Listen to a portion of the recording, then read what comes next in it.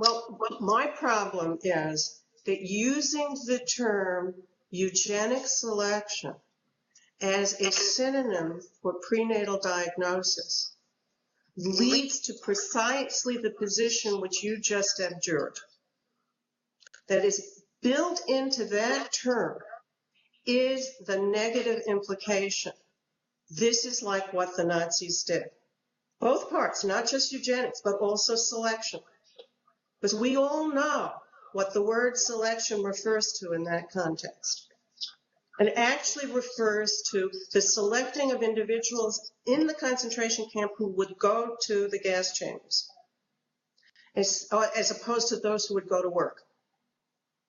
Using that term has the politics of anti-abortion and, I have to say, anti-feminism built into it.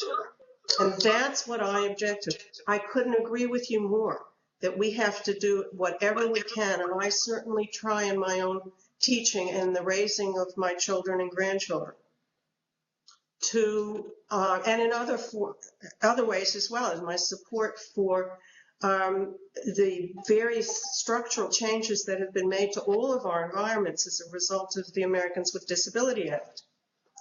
I mean, you and I know that just as citizens, we hear people, business owners, riders on the bus complain about these things, and we all have the opportunity to say, don't complain. This is a wonderful thing that has happened for the disabled and for each of us. Every time I'm sitting on a bus and the bus driver has to stop and raise the platform or lower the platform, then raise it, and then buckle somebody in a wheelchair into a seat on the bus, that bus driver, that individual, everybody on the bus is learning something important about accommodating a range of variations in our everyday life. I couldn't agree with you about that more.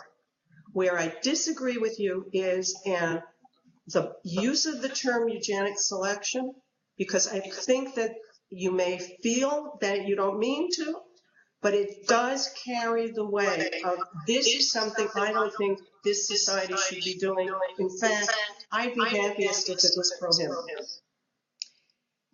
I want to hold on to the term eugenic selection, and part of the reason for that is demonstrated, I think, quite aptly in your really wonderful book, where you talk about eugenics in a capacious and comprehensive and historical way. Eugenics is precisely what you said it is. It's the idea of improving a certain population, improving a community of people. The question that I would want to ask is, what do we mean by improving? What traits do we select for and against? And I think the word select is a particularly useful one. And I think that the reference to the eugenic euthanasia of the Nazi era is a good one to make, in the sense that I think what we want to do is to ask the ethical and moral question of why do we select for and against certain traits, and how might we examine some of the assumptions that are behind that in moving forward with this process of thinking about how we want our communities to be, what we want them to look like, who we want them to contain, which is a process that all communities undertake, as I suggested. So I would want that reference to stay there as a cautionary tale for all of us. And of course, we understand that the Nazi era practiced the most virulent form of eugenics because they could, because it was a totalitarian regime. But that we want to be able to take a lesson away from that, a lesson about instrumentalizing human value, a lesson about the terrors and the threats of a totalitarian regime, and to be able to ask questions about the practices that we're engaging in now. That's part of what can go on in a democracy in which critical questions can be asked. So I don't think we need to jump immediately from a conversation about these practices to the assumption that we want to immediately pass laws and policies that prohibit them. Well, you may not want to, but there are a lot of people out there who are doing precisely that. The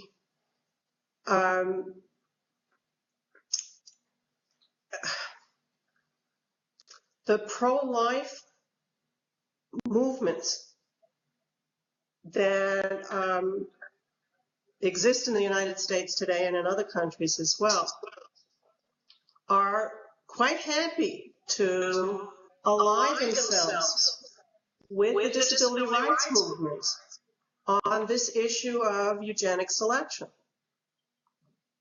And by continuing to use the term eugenic selection, I would argue that liberal disability rights activists, like yourself and like many others that I know in my neighborhood, in my religious life, in my professional life, are aligning themselves with a political practice that they, a political impulse that they may end up being very unhappy to.